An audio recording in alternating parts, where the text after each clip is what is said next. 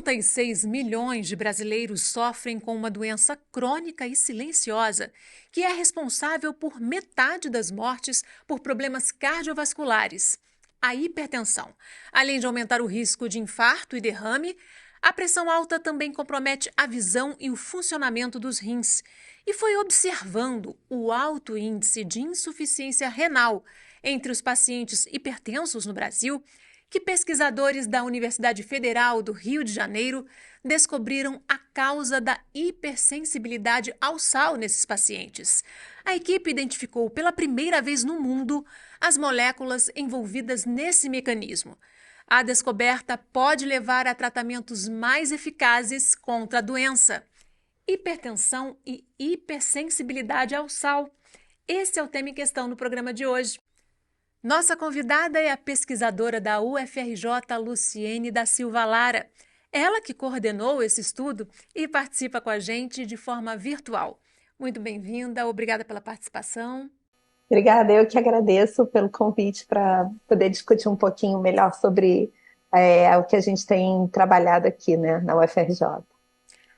Luciene, a importância dessa descoberta, uma vez que 60% dos pacientes hipertensos no Brasil têm essa condição de sal sensíveis, né? Isso. Então, essa descoberta é importante porque a gente coloca agora, né, para o mundo científico, né, uma nova possibilidade para desenvolver novos fármacos para o tratamento específico para um paciente que é hipertenso, que tenha sensibilidade ao sal. Então, para o futuro, esse paciente ele deixa de usar 3, 4 medicamentos para o tratamento da hipertensão, porque um paciente que é sensível ao sal ele apresenta um nível de pressão alta muito resistente à terapia antihipertensiva. Então, a perspectiva é que ele deixe de usar essa quantidade muito grande de medicamentos e passe a usar um que seja mais específico para essa maquinaria molecular que causa a sensibilidade ao sal. E aí, com um tratamento mais eficiente, esse paciente pode viver por mais tempo com uma qualidade de vida melhor, né? Sem desenvolver nenhuma doença colateral, né? E com isso diminuir um pouco os custos, né? Tanto para a saúde pública quanto também para o bolso desse paciente que vai pagar pela medicação. E tudo isso teve como ponto de partida a observação de vocês desse alto índice de hipertensos brasileiros com problemas renais sérios, né? Insuficiência renal. Isso, exatamente. A gente observou na literatura, né? Então, o que acontece com uma pessoa saudável? Se ela ingere mais sal, ela vai eliminar mais sal através dos rins. Então, isso é o que acontece em qualquer indivíduo saudável. E buscando nos estudos clínicos, né, aqui brasileiros e no exterior, uma característica muito comum desses pacientes é que eles consomem essa quantidade elevada de sal, mas ao invés de eliminar, eles retêm. E aí eles retêm essa quantidade de sal e, com isso, água, e isso poderia ser, né, um mecanismo relacionado à sensibilidade ao sal, e com isso esses pacientes atingem altos níveis de pressão arterial. Então, a nossa pergunta era o que faz o rim reter mais sódio, né, que é o componente do sal, reter de forma totalmente inapropriada essa quantidade de sal. É como se ele estivesse num mecanismo de conservar, né, aquele sal que ele deveria eliminar porque ele está comendo mais sal. E aí a gente começou a investigar quem seriam esses componentes, e aí acabou que a gente estava procurando uma molécula que fosse responsável, porque seria mais fácil desenhar um fármaco que pudesse inibir essa molécula, e acabou que a gente viu que não era uma molécula, é um trio que atua de forma bem arquitetada, né? E com isso, esse trio ele age em cadeia que vai funcionar aumentando essa retenção de sódio, retendo mais água e causando essa hipersensibilidade. Na verdade, esse trio, né, essas três moléculas, elas fazem com que o organismo desses pacientes reabsorva o sal que deveria eliminar? Eliminar Exatamente. Então, a gente tem uma molécula que ela funciona como um sensor da quantidade de sódio que está ali naquele ambiente renal. É uma outra molécula que fica dentro da célula renal, que traduz o que esse sensor está sentindo. Então, ela faz essa tradução e ela manda o sinal para uma outra molécula, que essa sim é responsável por reabsorver o sal. Mas elas agem de forma em cadeia. Então, esse trio é que precisa, na verdade, ser alterado farmacologicamente para a gente poder diminuir essa sensibilidade. Então, a gente fez nessa pesquisa um modelo pré-clínico, né, com ratos, que é o nosso modelo experimental. Então, a gente tinha dois grupos de ratos, um grupo que era rato saudável, que não tinha hipertensão, e a gente submeteu esse grupo a um aumento da ingestão de sal. E aí esse rato, ele tinha essa maquinaria muito bem feita, sempre funcionando muito ativa. E esses ratos reabsorviam mais sal.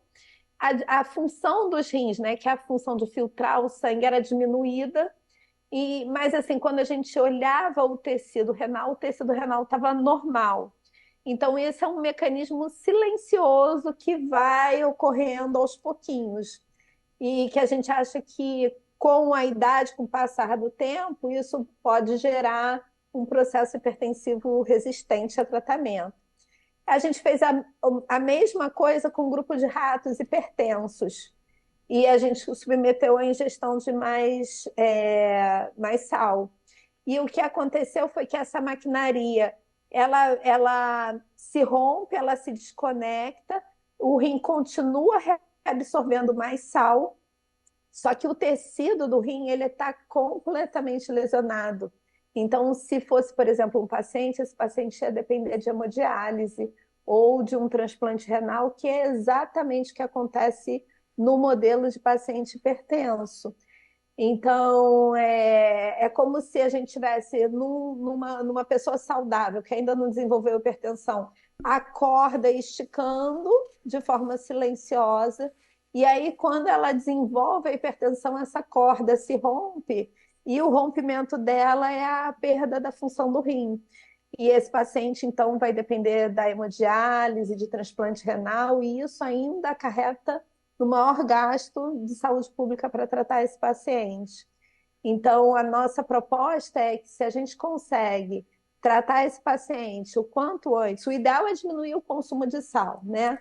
Mas se a gente consegue tratar esse paciente de forma certeira, o mais rápido possível, ele não vai atingir, né, o nível de pressão alta numa idade ainda jovem, e a gente vai evitar a progressão para uma doença renal. Então, essa é a proposta da nossa investigação, da nossa pesquisa.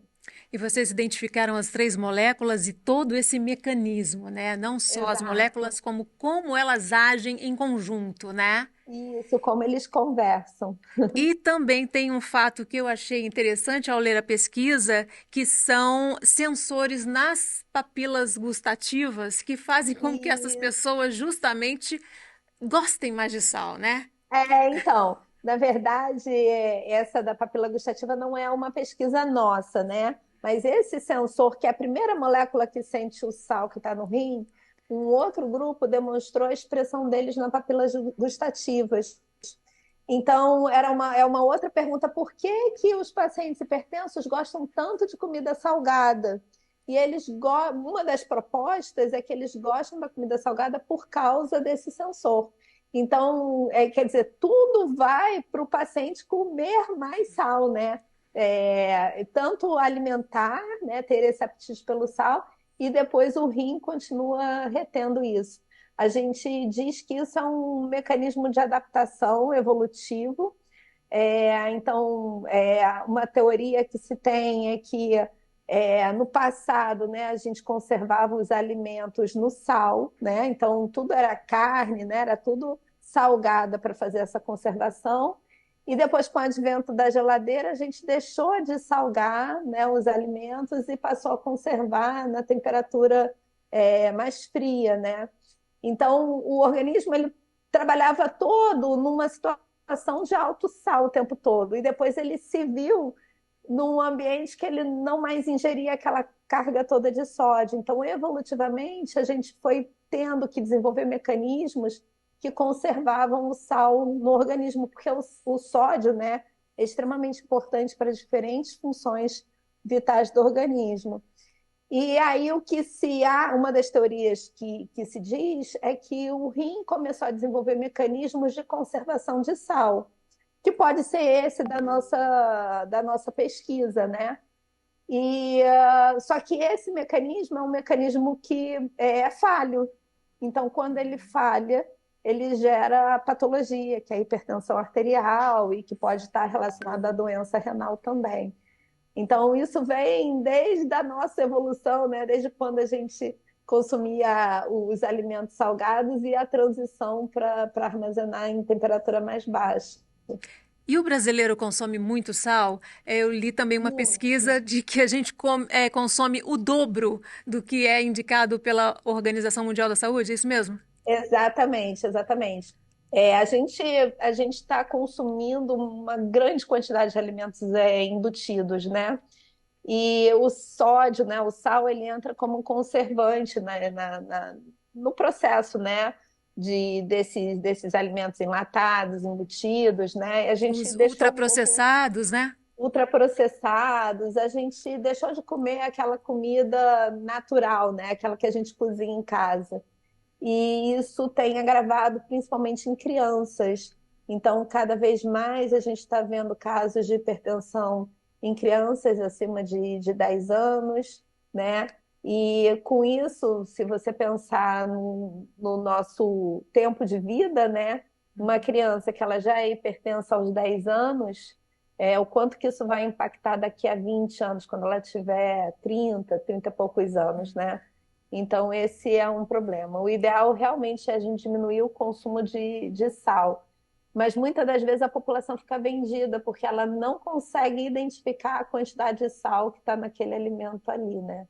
Principalmente nesses Então, ultraprocessados, né? exatamente, Inclusive o os problema dos alimentos doces, rótulos. né? Inclusive alimentos Exato. doces que a pessoa não tem ideia de que tem sal. Tem sal porque ele entra como conservante. Uhum. E, Então, isso é um problema, né, para uhum. você identificar. E aí vai juntando um pouquinho, de pouquinho, de pouquinho, no final. A corda arrebenta lá na pressão arterial do indivíduo quando ele está mais velho, né? Antigamente, a pressão arterial, o aumento, né? O paciente hipertenso era diagnosticado com 60, 70 anos. Aí, agora um pouco mais moderno, isso baixou. Então, você já tem diagnósticos aos 40 anos. E com a expectativa de diagnóstico em crianças, a expectativa é a gente ter diagnóstico num adulto de 20 e poucos anos, 30 anos, cada vez mais, o que antigamente era muito raro, né? Então, isso é um problema, porque se é um jovem e ele, por exemplo, vai depender da hemodiálise, muitas das vezes ele vai precisar se aposentar por invalidez. Então, além de impactar o SUS, vai impactar o INSS, né? O setor de previdência. Então, é uma bola de neve que, se a gente não consegue educar a população, a gente vai sentir isso de uma forma muito pior lá na frente. E passa a ser uma vida com muito sofrimento, né? Dependendo de uma Exatamente. máquina para filtrar o sangue, né? Exatamente. Tem um estudo, eu acho que, se eu não me engano, do IBGE, que mostra que quando um membro economicamente ativo da família ele é retirado do trabalho para fazer hemodiálise, isso impacta em 15 a 20% na renda familiar. Então é muita coisa, né? Pensando agora, a gente saindo de pandemia, inflação alta, uma pessoa está impossibilitada de trabalhar e impactar a família em 15, 20% da renda familiar é muita coisa. E hoje, mais da metade das pessoas com 50 anos, né, para cima, né, acima, terceira idade, Uhum. é, sofrem de hipertensão. É um índice muito Isso. alto, né? É um índice muito alto. A hipertensão, ela tem um apelido, né? Ela é chamada de doença silenciosa, porque ela vai progredindo e o paciente não tem sintoma. se ele não tem sintoma, ele não procura um médico para fazer a avaliação adequada, né? E aí, quando começa a aparecer os sintomas e que ele vai buscar um diagnóstico e o diagnóstico é de hipertensão, geralmente ele já vai ser diagnosticado num estágio mais avançado. Geralmente ele vai ter uma doença associada, então ele pode ter uma lesão cardíaca, ou ele pode desenvolver uma lesão cerebral ou renal. E a gente não tem tratamento farmacológico quando esse paciente já tem algum processo de lesão. Então, isso acaba deteriorando ainda mais a qualidade de vida dessa pessoa, desse indivíduo. E o tratamento hoje? A gente espera que Aham. mude a partir dessa pesquisa de vocês, né? Mas hoje, qual é o tratamento? Então, o tratamento é baseado em fármacos que são vasodilatadores, ou seja, que produz a dilatação dos vasos, então diminui a resistência periférica, então isso também diminui a pressão arterial. Existem fármacos que atuam de forma indireta sobre essa reabsorção errada de sódio, né? Mas eles não atuam diretamente no mecanismo, eles atuam de forma indireta, modulando hormônios que vão responder nesse processo. Então, basicamente, o que a gente tem é esse tipo de tratamento e Uhum, combinações entre eles, né? uhum. A pesquisa foi publicada numa revista científica internacional, para orgulho da equipe inteira, né? Uhum. É, Como é que está todos sendo para felizes. vocês um trabalho longo, né? Mais de 10 anos de dedicação. Isso. Então, a equipe está super feliz, né?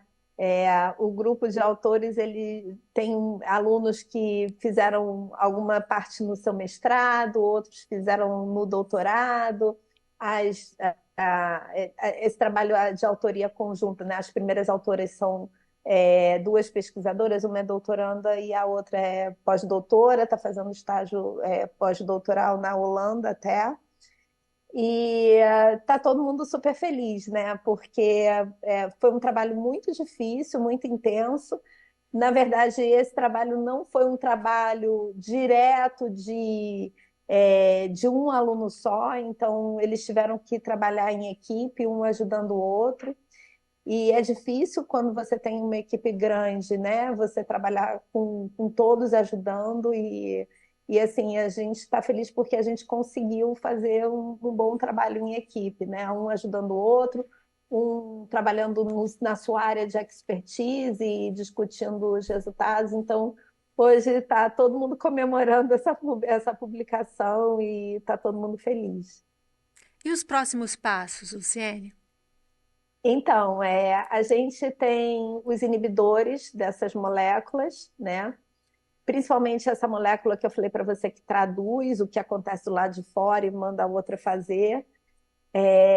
Esses inibidores, eles ainda não são aprovados para uso clínico em paciente, né? Eles são só utilizados para estudo pré-clínico. A gente precisa ter segurança de que isso realmente funciona, né, para um paciente. Então ainda Efeitos precisa. colaterais, tem que testar tudo isso, né? Exatamente, e tem que ter certeza que no modelo pré-clínico ele é seguro, né? Então a gente tem esses inibidores, a gente já iniciou a pesquisa, uma parte da pesquisa usando um dos inibidores, a gente espera publicar pelo menos até o final do ano para mostrar que eles são, sim, realmente capazes de reverter esse aumento de pressão arterial e reverter essa sensibilidade ao sal.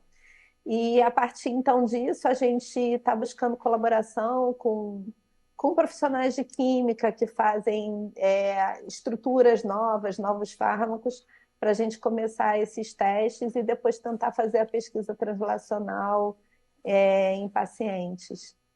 Hoje, a hipertensão tem tratamento com esses Tem. medicamentos que não são tão precisos, mas não tem cura.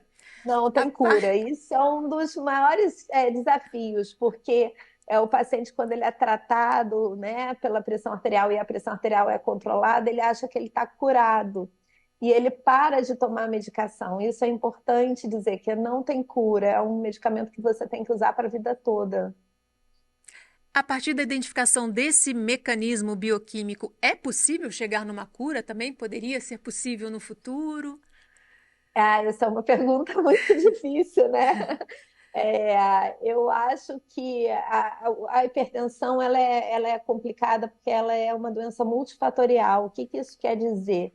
Que não é linear, uma coisa acontece e causa hipertensão.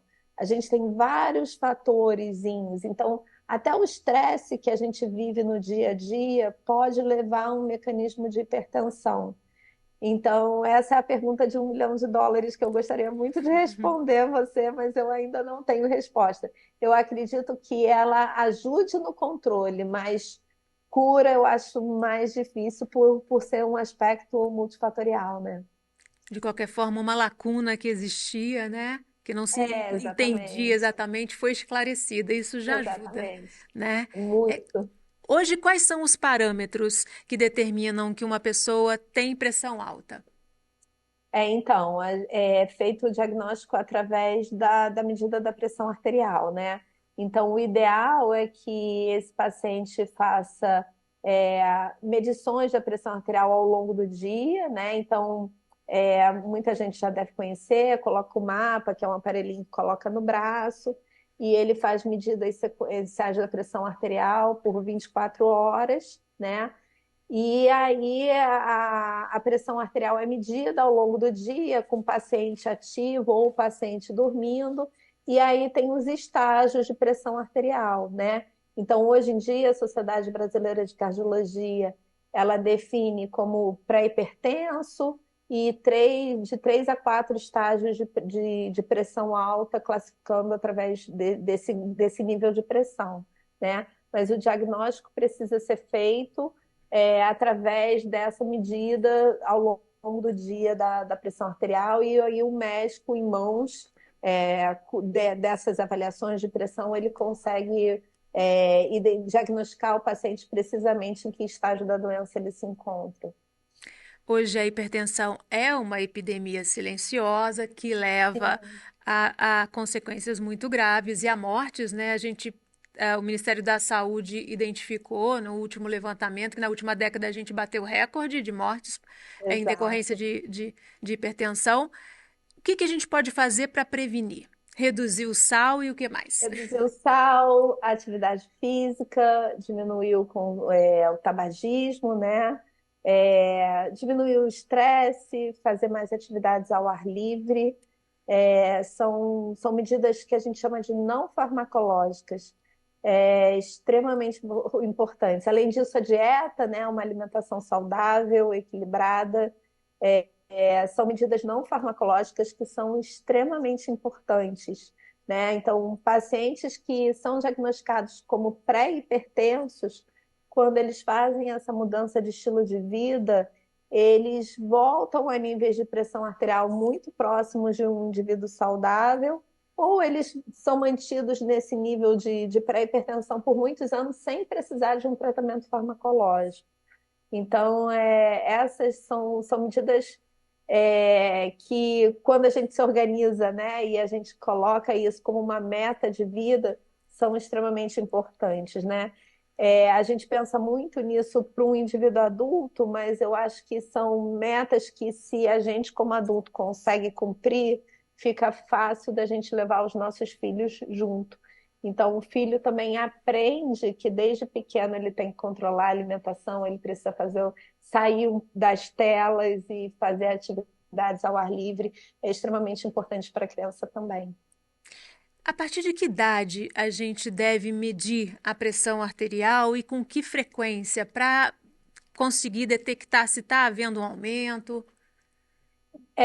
Muito é indicativo do histórico familiar, né? Se você tem um histórico familiar de hipertensão, quanto mais cedo você faz essa investigação, melhor, né? Então, se você tem um pai, uma mãe hipertensa, o ideal é que você faça esse controle desde cedo. É, Se por um acaso essa família tem históricos de pacientes hipertensos que tiveram doenças renais, AVC, infarto, então o risco é muito maior. Então, quanto mais cedo, melhor. se você não tem esse histórico familiar, é baixo risco para esses tipos de doenças, você até pode se dar o luxo de esticar um pouquinho, deixar para fazer aos 30, aos 35 anos, né? Mas a recomendação é que você se cuide, que você faça avaliações anuais, se você abaixa o risco, para ter certeza que tudo tá correndo bem e que você vai se manter saudável por bastante tempo, né? De uma maneira bem didática, a gente falou aí do sal, né? O sal sendo assim um grande vilão nessa Aham. história. Qual seria a quantidade máxima ideal que a gente poderia consumir de sal? Assim, bem de uma maneira bem didática, que a gente possa entender. É, eu acho que é aquela quantidade de sal que a gente coloca na comida que dá aquele gostinho leve, né? Aí tudo bem, é difícil, né? Porque a gente está adaptado a um paladar mais salgado. Mas é aquela quantidade que não deixa a comida insossa, né? Que deixa sem sabor. É a quantidade que é para dar aquele saborzinho, mas que não deixe muito salgado, né? É uma questão de adaptação. É a mesma coisa, por exemplo, de pessoas que deixam de colocar o açúcar no cafezinho todo dia, né? No início o café é horrível, porque está sem açúcar. Depois você se adapta ao café sem açúcar de uma forma que quando você coloca, você acha que o café é horroroso. Eu acho que é essa quantidade, a quantidade de sal é mais ou menos por aí. Você começa com uma redução que no início a comida vai ficar meio sem sabor, mas depois você vai readaptar ao novo sabor eu acho que é a quantidade ideal, é aquela que é equilibrada, que dá só aquele saborzinho na comida, né? Fazer uma batata frita e deixar a batata frita nevando é prejudicial, né? Mas se você come a batata frita, mas você põe lá uma pitadinha, ok, é essa quantidade que eu acho que é ideal. É aquela que, que tira um pouco da ausência de gosto, mas nada exagerado. Batata frita, pipoca, todos esses a gente costuma exagerar, né? Exatamente, exatamente. Tudo que é feito com equilíbrio, né? Tem pessoas que fazem o dia do lixo, né? Não naquele dia ela vai comer batata frita, vai comer um hambúrguer. Tudo bem que você está no dia do lixo, mas você não precisa exagerar na quantidade de sal em cima daquela batata ou da carne de hambúrguer, né? Ok, infelizmente nosso tempo terminou. Agradeço muitíssimo sua participação, Luciene. Boa Eu sorte na agradeço. continuação dos trabalhos aí, que vocês consigam encontrar então esse inibidor e ele possa chegar, né, ao mercado para ajudar muitas pessoas. Eu agradeço demais o convite pela entrevista, eu agradeço pela oportunidade de falar um pouquinho mais da pesquisa. Eu sou a coordenadora do projeto, mas por trás de mim tem muitos alunos que são jovens pesquisadores que se dedicaram muitíssimo para esse artigo sair. Então, é a eles que eu dedico esse trabalho, ao tempo que eles levaram para produzir isso. Então, eu agradeço demais pela oportunidade de falar e de mostrar o trabalho deles. Ok? E a gente tem um encontro marcado no próximo em questão. Espero vocês. Até lá.